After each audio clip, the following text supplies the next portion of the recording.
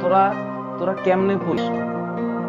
তোরা তো আমার মতো পড়তে পারিস না। আমি যে এখনো পড়ালেখা করি, আমি যে পড়ি, তোরা তো আমার মতো করিস না।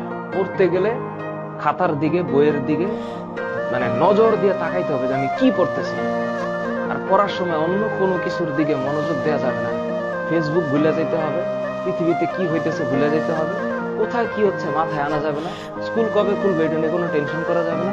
শুধু তুই আর তোর বই, তাকায় থাকবি বইয়ের দিকে এবং ভাববি আরে এই অঙ্কটা কেন হইলো, কেন তুই যে অঙ্কটা করতেছিস, মানে তুই যে লিখতেছিস, এই লিখতেছিস মানেটা কি, এটা কি লিখতেছিস, কেন লিখতেছিস, এটা কেন 3.2 ডিভাইডেড বাই 1.97 কেন হইল?